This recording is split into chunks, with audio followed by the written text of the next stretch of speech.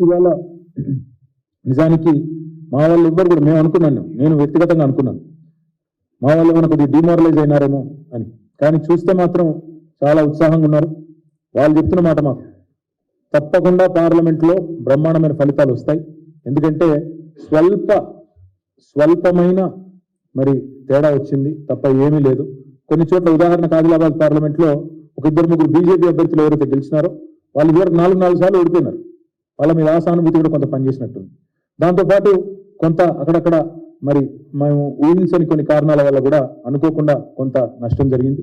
ఆ విషయాన్ని కూడా ఈరోజు మా నాయకులు మా దృష్టికి కూడా తీసుకుని వచ్చినారు. ఆ విషయంలో కూడా తప్పకుండా కొన్ని మార్పులు చేర్పులు కూడా చేసుకుంటాం. అయితే ప్రధానంగా ఇవాళ చర్చించిన మాట ఏంది అంటే, అంశం ఏంది అంటే, మొత్తం 5 గంటల 6 గంటల మీటింగ్లో ప్రధానంగా మేము అందరం కూడా మాట్లాడుకున్నది, నాయకులు అందరం కూడా ఏమంటే, అసలు బీఆర్ఎస్ ఎంపీలను ఎందుకు గెలిపించాలి ప్రజలు, ఏ కారణం చేత బీఆర్ఎస్ ఎంపీలకు ఓటేయాలి, ఎందుకు గెలిపించాలి. బీఆర్ఎస్ ఎంపీలను ఎందుకు గెలిపించాలి అంటే, తెలంగాణ బలం, తెలంగాణ గలం, తెలంగాణ దళం పార్లమెంట్లో ఉండాలి అంటే, తెలంగాణ అన్న మాట అక్కడ ధైర్యంగా ఉచ్చరించబడాలి అంటే, తెలంగాణ ప్రయోజనాల కోసం రాజీ లేకుండా కొట్లాడాలి అంటే, తెలంగాణ ప్రయోజనాల కోసం పేగులు దిగేదాకా అవసరమైతే నిలబడాలి అంటే, కలబడాలి అంటే ప్రభుత్వంతో, కేంద్ర ప్రభుత్వంతో అది సాధ్యమయ్యేది కేవలం ఒక బీఆర్ఎస్కే తప్ప కాంగ్రెస్ పార్టీకో బీజేపీకో ఎంత మాత్రం కూడా కాదు. తెలంగాణ ప్రయోజనాలకు శ్రీరామ రక్ష బీఆర్ఎస్, తెలంగాణ ప్రయోజనాలకు ఏకైక ప్రతినిధి బీఆర్ఎస్. ఈ విషయంలో ఎవరికి రెండో అభిప్రాయం కూడా ఉండాల్సిన అవసరం లేదు. ఎందుకంటే గత 10 సంవత్సరాల మా కార్యాచరణ చూస్తే పార్లమెంటులో తెలంగాణ అనే మాట ప్రతిధ్వనించింది ప్రతి సందర్భంలో అంటే దానికి కారణం మా ఎంపీలు, మా బీఆర్ఎస్ నాయకులు. ఢిల్లీలో తెలంగాణ వాయిస్ అంటే బీఆర్ఎస్ అనే మాట అందరికీ తెలుసు.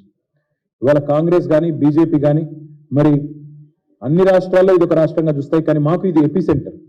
మేము కూడా ఇతర రాష్ట్రాలకు విస్తరించాలనే ఆకాంక్ష ఉన్నప్పటికీ మాకు మా న్యూక్లియస్, మా ప్రధాన కేంద్రము అల్టిమేట్గా హైదరాబాద్, అల్టిమేట్గా తెలంగాణ. కాబట్టి మా మెయిన్ ఎజెండానే మాకు తెలంగాణ. కాబట్టి తెలంగాణ కోసం, తెలంగాణ సమస్యలపైన, తెలంగాణ వాటాలపైన, తెలంగాణ హక్కుల కోసం ప్రత్యేకంగా పోరాడగలిగేది, బలంగా కృషి చేయగలిగేది ఒక బీఆర్ఎస్ మాత్రమే అనే మాటను అందుకే అంటా ఉన్న, తెలంగాణ గలం, తెలంగాణ బలం, తెలంగాణ దళం బీఆర్ఎస్. అందుకే పార్లమెంటులో తప్పకుండా ప్రశ్నించాలన్నా, ఏ అంశాన్ని లేవనెత్తాలన్నా కేవలం అది చేయగలిగేది, పోరాడగలిగేది ఒక బీఆర్ఎస్ మాత్రమే అనే మాటను కూడా నేను రాష్ట్ర ప్రజలకు కూడా విజ్ఞప్తి చేస్తా ఉన్నా. ప్రతి రాష్ట్రానికి భారతదేశంలో ఒక ప్రత్యేకమైన రాజకీయ అస్తిత్వం ఉంటుంది. ప్రతి పార్టీకి ఒక ప్రత్యేకమైన అస్తిత్వం కూడా ఉంటుంది. ఆ రాష్ట్రానికి గుర్తింపును, గౌరవాన్ని తెచ్చే ఒక లీడర్ ప్రతి రాష్ట్రానికి కూడా ఉంటారు. సొంత బలంతో, గట్టి గలంతో మాట్లాడే సత్తా ఉన్న నాయకులు భారతదేశంలో ప్రతి రాష్ట్రంలో ఉన్నారు. అట్లా ఉన్నప్పుడే ఆ రాష్ట్రానికి విలువ ఉంటుంది. ఉదాహరణకి బెంగాల్ అనగానే మనకు గుర్తొచ్చేది ఎవరు? మమతా బెనర్జీ గారు. బెంగాల్కి భేటీ అనగానే ఇవాళ మమతా బెనర్జీ గారు, దీదీగా పిలువబడే మమతా బెనర్జీ గారే గుర్తొస్తారు. తమిళనాడు అనగానే గుర్తొచ్చేది ఇవాళ ఒక డిఎంకే, ఒక స్టాలిన్ గారు, లేదా అన్నా డిఎంకే పార్టీ గుర్తొస్తుంది. ఆంధ్రప్రదేశ్ అనగానే గుర్తొచ్చేది ఇటు జగన్మోహన్ రెడ్డి గారు, అటు చంద్రబాబు నాయుడు గారు. ఎందుకంటే 2 పార్టీలదే అక్కడ ప్రభావం ఉంది. ఒడిస్సా అనగానే గుర్తొచ్చేది నవీన్ పట్నాయక్ గారు, బిజు జనతాదళ్ పార్టీ. బీహార్ అంటే గుర్తొచ్చేది నితీష్ కుమార్ గారు, తేజస్వి యాదవ్ గారు. మహారాష్ట్ర అంటే గుర్తొచ్చేది శరద్ పవార్ గారు, ఉద్ధవ్ ఠాక్రే గారు. అదేవిధంగా ఇవాళ తెలంగాణ అనగానే గుర్తొచ్చేది భారతదేశం అంతా వెంటనే స్ఫురించే పేరు, గుర్తొచ్చే రూపం కేసీఆర్, బీఆర్ఎస్ మాత్రమే. ఎవరు ఎన్ని చెప్పినా, ఎవరు ఎన్ని రకాలుగా మాట్లాడినా ఇది నిర్వివాదమైన అంశం. ఇందులో రెండో అభిప్రాయానికి ఎవరికి కూడా నిజానికి ఆలోచన కానీ ఇంకా దానికి కానీ ఆస్కారం కూడా లేదు. ఇవాళ ఈ పవర్ఫుల్ నాయకుల వల్ల అటు మమతా కావచ్చు, లేదంటే ఇటు నవీన్ పట్నాయక్ గారు కావచ్చు, లేదా మమతా బెనర్జీ గారు కావచ్చు, అదే మాదిరిగా శరద్ పవార్ గారు, ఇంకా ఇతరులు కావచ్చు, వీరి వల్ల ఆ రాష్ట్రాలకు ఒక రకమైన గుర్తింపు, గౌరవం వచ్చింది. కేసీఆర్ గారి వల్ల కూడా తెలంగాణ అనే రాష్ట్రమే వచ్చింది, ఆ రాష్ట్రానికి అస్తిత్వం వచ్చింది. తెలంగాణ అన్న పదానికే పర్యాయ పదంగా మరి కేసీఆర్ గారు మారినారు అంటే ఇది అతిశయోక్తి కాదు. అందుకే తెలంగాణ కోసం ఆనాడు 32 రాజకీయ పార్టీలను ఒప్పించిన, దేశ రాజకీయ వ్యవస్థను ఒప్పించిన, పార్లమెంటులో ఇక ప్రతి ఒక్కరిని కింది స్థాయి 4th క్లాస్ ఎంప్లాయీ నుంచి ప్రధానమంత్రి దాకా అందరినీ కలిసి మరి ఆనాడు ఈయనను చూడంగానే మాకు తెలంగాణ గుర్తొస్తుంది అనే విధంగా కేసీఆర్ గారు ఎక్కని కడపలేదు మొక్కని బండలేదు అన్నట్టు ఆనాడు విస్తృతంగా ఢిల్లీలో మరి ఆ రోజు చేసిన ప్రయత్నం వల్లనే రాష్ట్రం సాకారమైన విషయాన్ని కూడా నేను గుర్తు చేస్తా ఉన్నాను. అసెంబ్లీలో తెలంగాణ అన్న పదాన్నే నిషేధించబడే స్థాయి నుంచి ఇవాళ తెలంగాణ అసెంబ్లీలోనే మరి తెలంగాణ వాళ్ళు స్వయం పాలనలో నిలిచి ఉన్నారు అంటే ఇవాళ దానికి కారణమైంది కేసీఆర్ గారి రాజకీయ చాతుర్యం, బీఆర్ఎస్ పార్టీ యొక్క ప్రయత్నం అనే మాట కూడా నేను గుర్తు చేస్తా ఉన్నాను. ఎన్టీఆర్ గారి పేరు చెప్తే ఎట్లా అయితే తెలుగు వారు గుర్తొస్తారో కేసీఆర్ గారి పేరు చెప్పంగానే తెలంగాణ అని స్ఫురించడం కూడా అంతే న్యాచురల్. అంతే దేశవ్యాప్తంగా కూడా కేసీఆర్ అంటే తెలంగాణ, తెలంగాణ అంటే కేసీఆర్ అనే స్థాయికి మరి పేరు సంపాదించుకున్నాం. అందుకే మేము అనేది తెలంగాణ గలం, తెలంగాణ దళం, తెలంగాణ బలం, బీఆర్ఎస్ కేసీఆర్. అందుకే ఆ కేసీఆర్ దండు రేపు ఢిల్లీలో ఉంటేనే, పార్లమెంట్లో ఉంటేనే తెలంగాణ రాష్ట్ర ప్రయోజనాలు పరిరక్షించబడతాయి.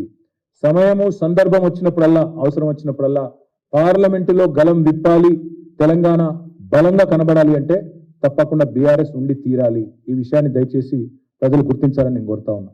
సందర్భాలు వస్తాయి. గతంలో 7 మండలాలను ఆనాడు కేంద్ర ప్రభుత్వం మనకు ఇష్టం లేకపోయినా గుంజుకున్నప్పుడు, హైకోర్టు విభజన తెలంగాణ కోసం ప్రత్యేకంగా హైకోర్టు ఏర్పాటు చేయాలనేది జాప్యం చేసినప్పుడు, కాజీపేట కోచ్ ఫ్యాక్టరీ కానీ, బయ్యారం ఉక్కు కర్మాగారం కానీ బలి చేసినప్పుడు, పునర్విభజనలో ఇచ్చిన హామీలను ఆనాడు నిలబెట్టుకున్నప్పుడు, కృష్ణా జలాల్లో వాటాలు తేల్చినప్పుడు, పాలమూరు రంగారెడ్డి ఎత్తిపోతల పథకానికి జాతీయ హోదా ఇవ్వకుండా ఎగ్గొట్టినప్పుడు పార్లమెంట్లో నిలబడ్డది, కలబడ్డది. ఆనాడు గొంతు విప్పి ఆనాడు మొత్తం దేశం మన వైపు తిరిగి చూసే విధంగా చేసింది కేవలం కేసీఆర్ గారి ఎంపీలు, మా బీఆర్ఎస్ ఎంపీలు తప్ప ఇంకో పార్టీ కాదు. పార్లమెంటును స్తంభింపజేసింది బీఆర్ఎస్ఏ. ఇట్లా ఎన్నో సమస్యల మీద తెలంగాణకు సంబంధించి పోరాటం చేసింది, నిర్విరామంగా కొట్లాడింది గత 10 ఏళ్లలో బీఆర్ఎస్ పార్టీ. మన రైతులు పండించిన వడ్లను కొనుగోలు చేయకుండా ఆనాడు వ్యవసాయ శాఖ మంత్రిగా నిరంజన్ రెడ్డి గారు, తర్వాత వారితో పాటు మేమందరం పోయి ఢిల్లీలో ఆడికి పోయినప్పుడు మమ్మల్ని అవమానిస్తే నూకలు తినడం నేర్పించండి మీ వాళ్ళకని చెప్తే పిడికిలి బిగించి తెలంగాణ రైతుల పక్షాన ఆనాడు ఢిల్లీ వేదికగా జంతర్ మంతర్లో, అదేవిధంగా తెలంగాణ భవన్లో ధర్నా చేసి మొత్తం దేశం దృష్టిని మన వైపు తిప్పింది బీఆర్ఎస్ మాత్రమే, కేసీఆర్ మాత్రమే.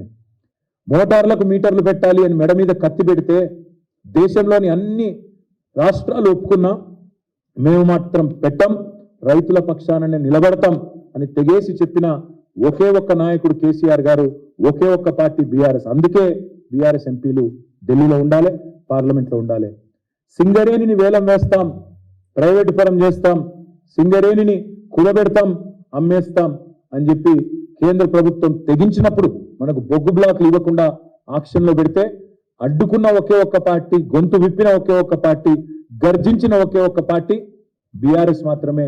గర్జించిన నాయకుడు కేసీఆర్ గారు మాత్రమే అనే మాట నేను మీకు విజ్ఞప్తి చేస్తా ఉన్నా. ఇట్లా ఎన్నో సందర్భాలు, అది రాష్ట్రం యొక్క నీటి వాటాలు కావచ్చు, రాష్ట్రం యొక్క వనరులు కావచ్చు, రాష్ట్రంలో ఉండే మరి ఇచ్చిన హామీలు కావచ్చు, వీటన్నింటి విషయంలో మనం బలంగా మాట్లాడాలి, మన గలం విప్పాలి అంటే అది కాంగ్రెస్ బీజేపీల వల్ల కాదు. ఎందుకంటే వాళ్ళు జాతీయ పార్టీలుగా సహజంగానే వాళ్ళకి ఎటుంటుందంటే ప్రత్యేకంగా వాళ్ళకి తెలంగాణ మీద ప్రేమ ఉండదు. పార్లమెంట్లో ప్రత్యేకంగా ఎన్నడన్నా రాహుల్ గాంధీ ఒక్కరోజన్న రాహుల్ గాంధీ లేదా తెలంగాణ కాంగ్రెస్ ఎంపీలు ఒక్క పూటనన్న తెలంగాణ గురించి మాట్లాడిన పరిస్థితున్నదా?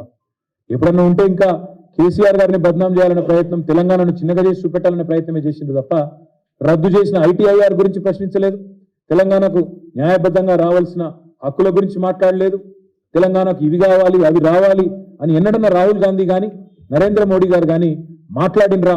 ఒక్కసారి గుర్తు తెచ్చుకోండి.